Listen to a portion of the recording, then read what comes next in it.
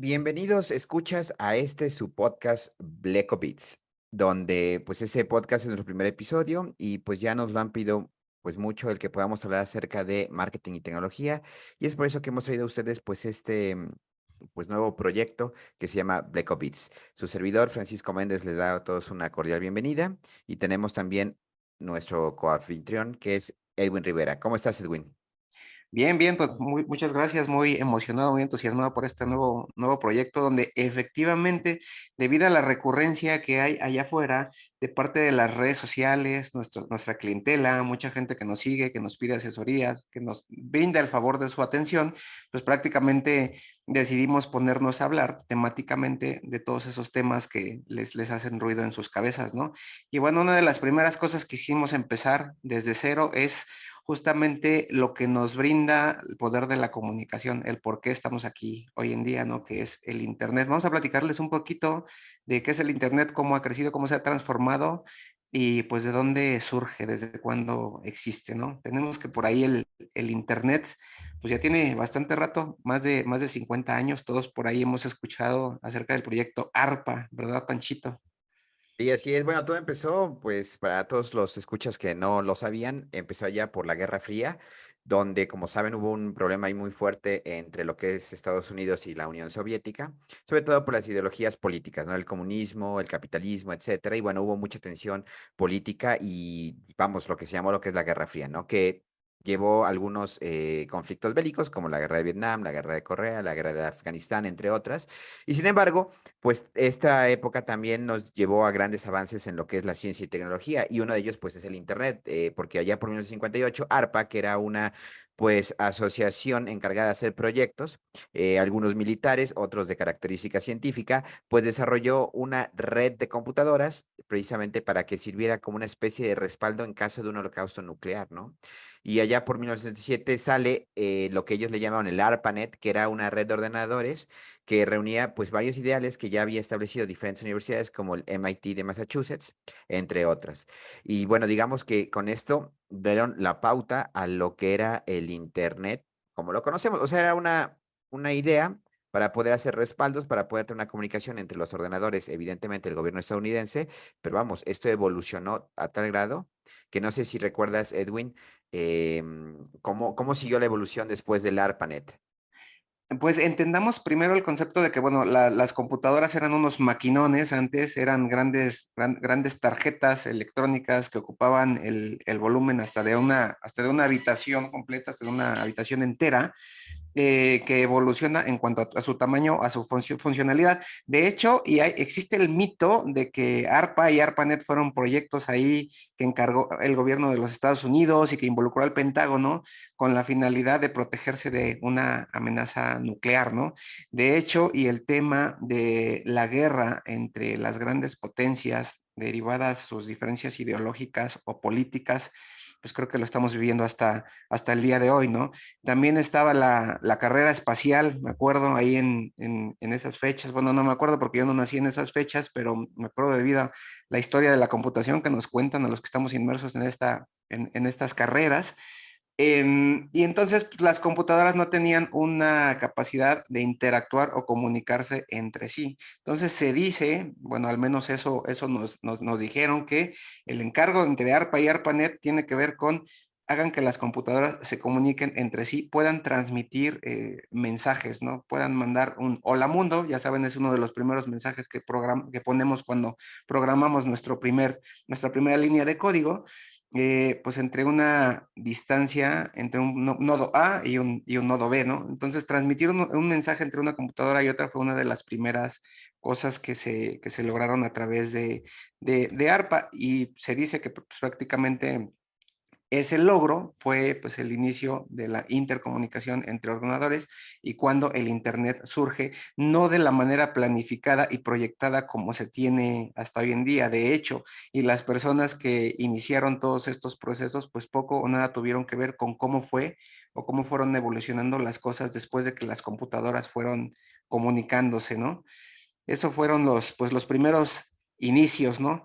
Ya por ahí, estamos hablando de los años 50, ¿no? Ya por ahí cuando las computadoras empiezan a desarrollar hardware y software para comunicarse a través de distintas vías. Estamos hablando de finales de los 50, principios de los 60. Llegamos hasta acá y hasta los 80, estamos hablando de lo que nosotros ya conocemos, ya tenemos noción. Surge pues el HTML, que es el lenguaje ahí de hipertexto. ¿Te acuerdas ahí quién fue el creador, el padre del HTML? Tim Pero Berners. sí, el padre del HTML fue ese Tim Berners-Lee, pero hay que recordar que todo eso fue la evolución de que varios genios, llamémosle los precursores de la programación, bueno, no de la programación, de la computación moderna, vamos a citar como por ejemplo Steve Científicos de la Wozniak, computación. pues sí, como Steve Wozniak, vamos a hablar también de Dennis Ritchie, por allá Gordon Moore y Robert Noyce, que fueron los fundadores de Intel. Bueno, todos ellos hicieron posible, y bueno, ya saben que, bueno, a aquellos que no me conocen, saben que no soy muy partidario de Bill Gates, lo platicaremos, y tampoco de Steve Jobs, pero ya lo platicaremos posteriormente, pero genios llevaron a cabo, hicieron posible que el cómputo, como le decía Edwin, que eran unos maquinones y que solamente las grandes empresas, pero vamos, empresas multinacionales, bancas o bien gobiernos como el de Estados Unidos pudieran tener acceso a esas redes, a esos tipos de poder de cómputo. Bueno, esos genios que acabo de mencionar hicieron posible que llegara a muchas personas. Entonces, eso fue gracias a esos conceptos, gracias a DARPANET, gracias, por ejemplo, a Berners-Lee, que fue el creador del HTML, que bueno, para aquellos que no lo sepan, fue el primer lenguaje de programación que se ocupó para poder hacer esa comunicación entre lo que es el Internet. Y bueno, cabe mencionar que gracias a este avance se pudo establecer, digamos, la primera comunicación entre computadoras no militares cuando la Universidad de California hizo una conexión con la Universidad de Stanford y no, bueno, cuentan la leyenda que cuando escribieron login, bueno, la primera palabra que se El primer envió fue mensaje login, transmitido. ajá, Ujú. fue el login, o sea, el de como ahora lo conocemos como iniciar sesión, pero ahí Sí, inició lo que es login y bueno, me parece, estaría a lo mejor un error que, bueno, solamente dos letras de login, creo que fue la N y la G las que pudieron llegar en la transferencia, llegó algo así. incompleto el mensaje. Es Ujú. correcto. Pero bueno, entonces estamos hablando que ya por los 80 es cuando empieza con esto, que empieza a trabajar lo que es por primera vez una comunicación entre computadoras, vamos, no militares, civiles. Obviamente fue de orden, pues, Académico. educativo, claro, pero vamos, empezó lo que es la pauta. Y curiosamente, Edwin, no sé si tú recuerdes cómo fue la historia aquí en el Internet en México. Pues realmente, como siempre me ha gustado decirlo en otros podcasts, en México siempre o habíamos traído, antes del Internet justamente, un rezago tecnológico en cuanto a, pues el hardware, el software, y no solo eso, sino también cultural, ¿no? Derivados, los estilos de gobierno, vamos a decirlo así, que nos fueron gobernando. Tal era el caso, por ejemplo, la música rock and roll, pues hubo un tiempo en México en que era difícil conseguir de música de Estados Unidos. Lo que hacían es que decían, esas canciones, toda esa música tiene que traducirse, tiene que ser interpretada por artistas locales y tiene que ser comercializada a través de todo esto, ¿no? El Y caso del censurada fue Internet, también, o sea, así, perdón, así es, y fue sí, sí, sí, sí. censurada. Sí, sí, totalmente. Entonces, yo hablo de un rezago tecnológico, somos de la generación 80 en adelante y realmente el rezago viene heredado de décadas y generaciones más atrás, pero a nosotros nos toca vivirlo. Nos toca una etapa tardía de la televisión blanco y negro, de la televisión a color, en que pues en Estados Unidos ya había pasado, ¿no? De cierta manera vamos agarrando y también por desarrollo económico pues algo que ya iba pasando de moda, ya iba pasando de generación en generación. Los primeros indicios del Internet aquí en México se tiene noción en las universidades. En las universidades se instalan los primeros servidores que tienen la capacidad de ir y conectarse al mundo, ¿no? En las escuelas en México se habla de que pues existe algo que es llamado Internet, que te permite tener conectividad con cualquier parte del mundo a través de distintos programas. Muy importante entendamos eso. El Internet nos permite tener conectividad y realizar ciertas funciones a través de distintos programas. No todo el Internet es como la generación de nosotros de los 80, pues la empezamos a conocer a través de un simple navegador, ¿no? El navegador es uno de tantos programas más que permiten tener una conectividad y realizar ciertas funciones a través pues de la navegabilidad, ¿no? Vaya, y yo recuerdo mucho que pues las universidades ya tenían cierta conectividad y permitían navegar, que es un término que se empezó a popularizar cuando llegó el Internet, a través de grandes y populares navegadores como fue en su momento Netscape, que hoy en día pues ya no existe, ¿verdad?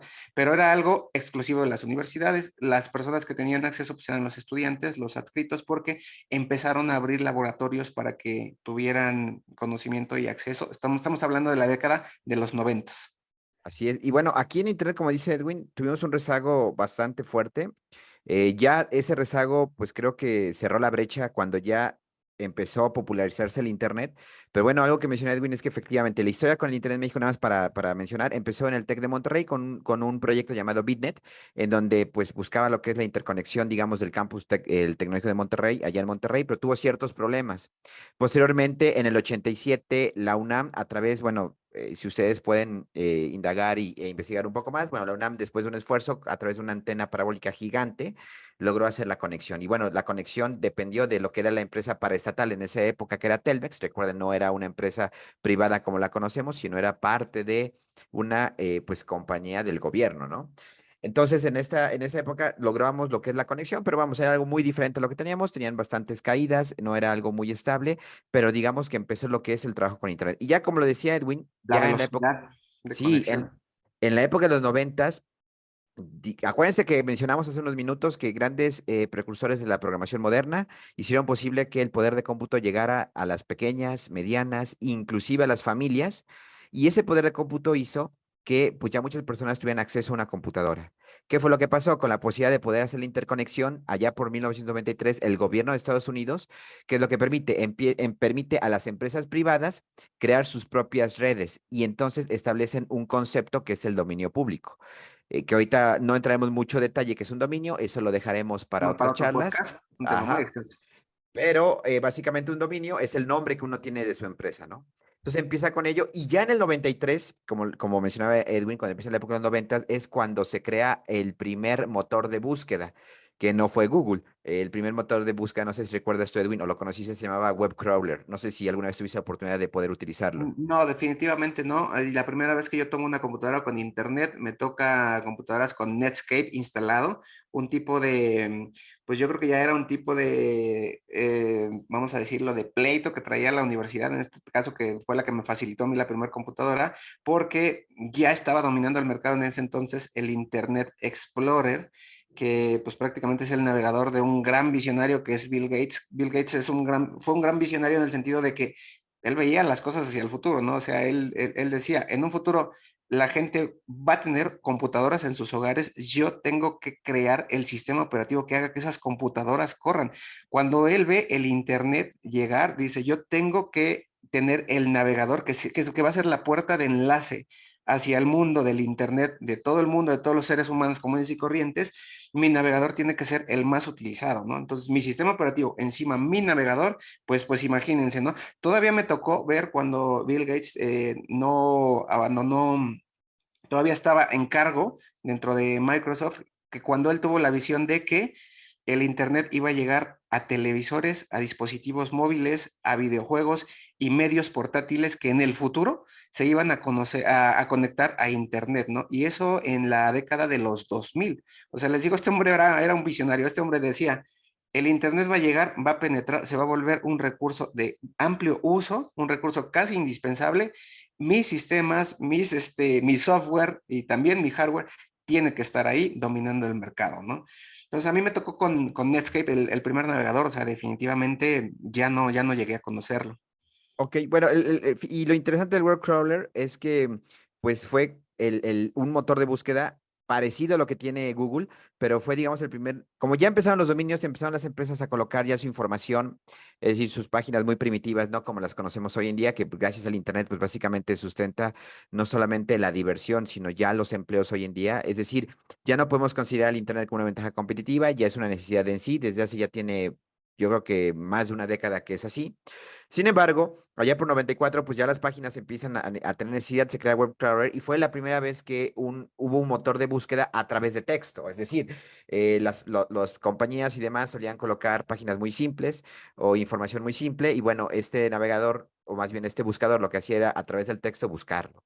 Y fíjense bien, ya en el 90, Era un directorio, ¿no? O era un sea, directorio, era como un directorio, así es. detrás de era un directorio que a ti bueno, te simulaba una búsqueda de páginas indexadas. Entiéndase indexado como algo que se inscribe. Si recuerdan, bueno, aquí son muy famosas las páginas amarillas en México, pero si recuerdan, pues lo que había que hacer para estar dentro de ese directorio, pues era prácticamente pagar o ser rastreado es el mismo concepto, es el mismo principio básico, nada más que en digital, ¿no? En este caso, el directorio de páginas amarillas en México, pues lo tenía Telmex, que era una compañía pues monopólica en su momento, tenía la lista de todos los números telefónicos con los nombres de las personas y los indexaba, los publicaba gratis, y las páginas amarillas eran algo pagado. Ese es el mismo principio de los primeros navegadores ahí que existieron, en este caso web crawler, ¿verdad? Es correcto, así es. Tal como decía Edwin, era un, pues cuando hablemos de indexación, exactamente es registrar algo. En ese caso, registrar digitalmente.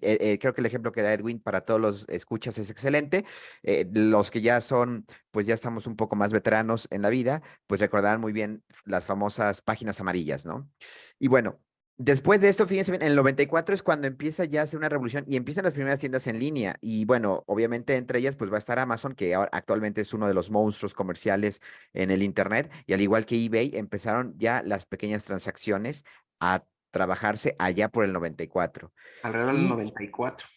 y ya viene una revolución, o sea, fíjense, en el 96, aunque bueno, quiero mencionar que en México lo vimos hasta tiempo después, en el 96 nace el proyecto de Google. Vamos, es el monstruo del Internet, o sea, prácticamente es el, vamos a llamarlo el dios omnipotente del Internet, porque todo lo sabe, todo lo conoce y no se puede hacer nada en Internet sin que se sepa, es Google, que fue gracias a estos dos compañeros de universidad, Larry Page y Sergey Brin, que de hecho, como dato curioso, si no lo sabían ustedes, las letras de Google son en colores. Edwin, deberías saber por qué tú eres fanático de estos bloques. ¿Por qué son No, no las... soy, no soy fanático de Google. Lo que sabemos es que Google se refiere a una unidad. Bueno, tú eres matemático, platícanos tú. Bueno, sí, Gogol, ¿no? El Gogol, que es una cifra matemática así estratosférica, que básicamente Google viene de Gogol, que es sí, una cifra matemática, y bueno, que es estratosférica. ¿A qué me refiero? Que ellos dieron ese nombre para poderlo trabajar. Y lo que Es yo mencionaba que correcto. Edwin era fan, a Edwin le encanta Lego. Entonces, las letras de Google son de colores porque en los primeros servidores estaban precisamente montados con piezas de Lego. Entonces, como dato curioso, O sea, estaban físicamente. estaban apilados, algunos había servidores. Recuerden que, bueno, para aquellos que no conozcan, un servidor es una computadora tiene componentes que va una Una tarjeta madre, un computadora procesador, grandota. memoria, etcétera. Ajá. Y generalmente, pues, colocaron esos servidores o arriba de bloques de Lego con la finalidad de, pues, abaratar costos en el ensamblaje, ¿no? Pero, bueno, de ahí es que tomaron los colores que ahora vemos en Google. Bueno, es una leyenda urbana, pero vamos, es muy conocida. Y fíjense bien, ahí con el internet, no sé si recordarás, bueno, nada más a tomo de anécdota, yo tomo una máquina por primera vez con internet allá antes del 2000. Obviamente las conexiones a internet eran muy diferentes. Antes el internet pues servía como una plataforma meramente de conocimiento, en donde el conocimiento se basaba en puro foro de texto. O sea, yo aprendí a programar gracias al internet, pero no lo tenemos como ahora, que actualmente pues es un mundo, ¿no? Hay tutoriales, hay academias, hay cursos, hay videos, hay mucha información. Bueno, antes era puro modo texto, porque era impensable descargar un video, nada más como comentario, un trailer en una resolución, a lo mejor, Edwin, de 240, o sea, nada que ver con Full HD o demás, Sí, literal de este tamaño que les estoy mostrando aquí en pantalla. Muy pequeñito. y esa anécdota les quiero platicar. O sea, yo tardé una semana en poder descargar el tráiler del episodio 1 de Star Wars, La amenaza fantasma. Allá en el 99 fue cuando se estrenó y yo tuve la El oportunidad. puro trailer. El puro trailer, o sea, el puro trailer. Y bueno, antes la conexión a internet era muy difícil porque teníamos que usar la línea telefónica. Luego platicaremos un poco acerca de ello, no lo abordaremos en este podcast. Sin Corría a embargo, 56K, que debe de ser no menos, como 14. ni siquiera una décima parte, más o menos debe ser como un 2% de una conexión. Pues ya no existen ahorita las conexiones a un giga, ¿verdad? Ya Un cuál es, mega, un mega. a un mega.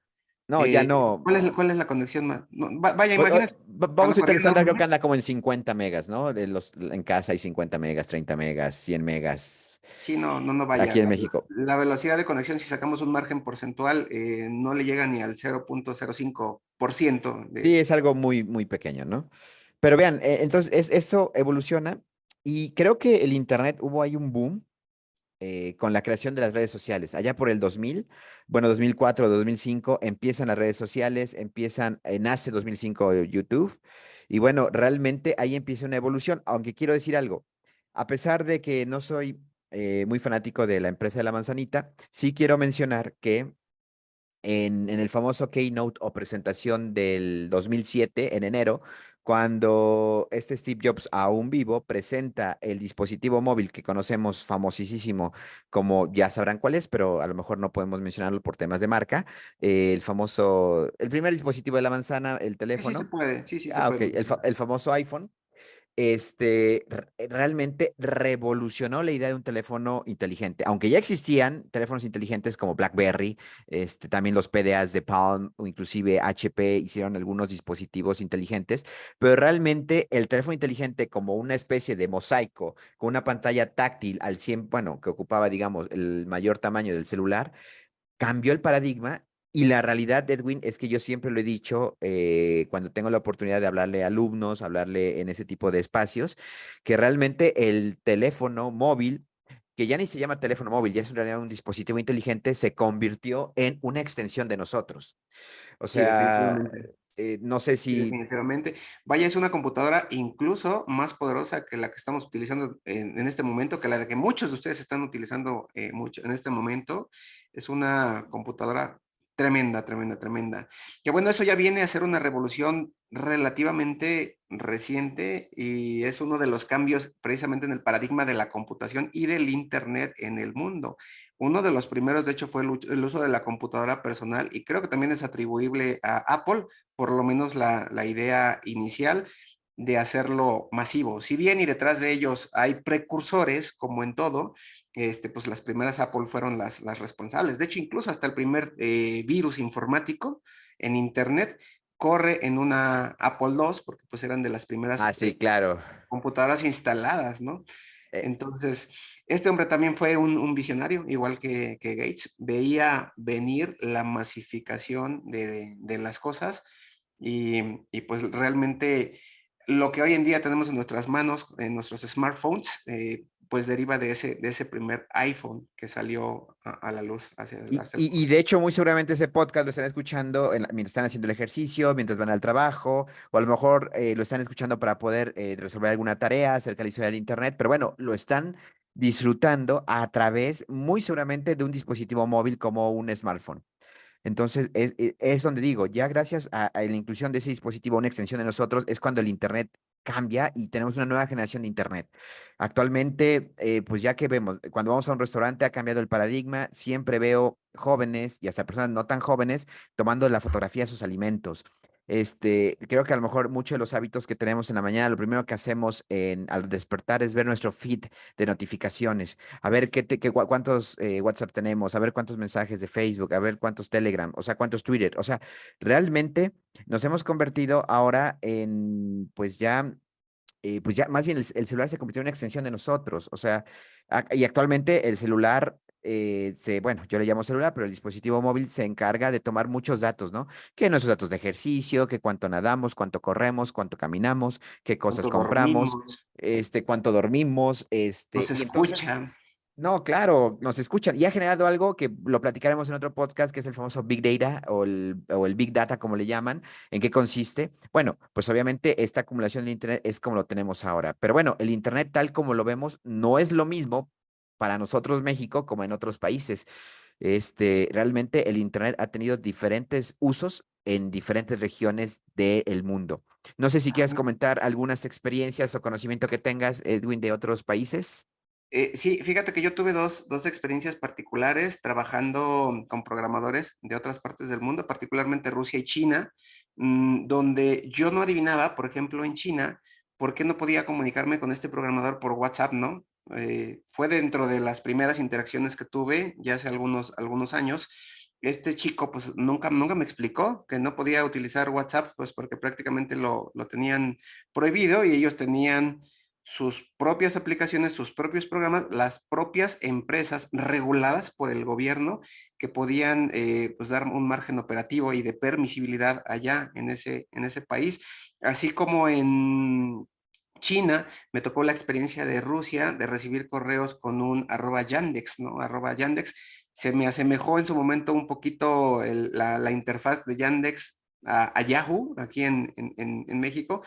Y empezando ya a investigar un poquito es donde pues descubro que pues sobre todo en los países que tienen otro tipo de regulaciones, de ideologías o de marcos políticos, pues les es o no les es permitido correr a las aplicaciones de, en este caso, pues de Occidente, ¿no? Vaya, lo que nosotros conocemos y es popular para nosotros aquí en Occidente, sobre todo en Estados Unidos y Latinoamérica, no necesariamente es lo que es popular y es conocido allá en Medio Oriente, sobre todo, ¿no? O sea, por ejemplo, uno de nuestros comercios favoritos y más populares en México, pues es Amazon. En China tienen a Al- Alibaba, que, pues, ah, bueno, de hecho ya están penetrando el mercado occidental al igual que TikTok, una de las redes sociales de mayor crecimiento y penetración en, yo diría, en los últimos años y pandemia. Se habla de una aplicación meramente oriental, donde pues existe el mito, digo, necesitaría yo estar allá para probarlo, de que pues TikTok es abismalmente diferente el algoritmo allá para ellos que para nosotros, ¿no? Hay mucha gente y mucho generador de contenido y mucho blogger diciendo que pues están tratando de entorpecernos, de alentarnos aquí a los occidentales a través de un algoritmo que pues en su mayoría provee entretenimiento, contenidos, pues tonterías, perder el tiempo por encima del contenido educativo como lo es allá, ¿no? O sea, están tratando de que la sociedad de este lado, o sea, ustedes, pues se embrutezcan más y nosotros nos mantengamos en el margen de lo intelectual, de lo educativo, de lo tecnológico, etcétera, ¿no? No sé si es un mito, les digo, necesitaría correr TikTok allá para ver qué tan cierto es, pero pues bueno, al final de cuentas, las redes sociales creo que se les puede poner un candadito, se les puede educar un poquito, que eso va a ser un tema bien extenso para otro podcast, pero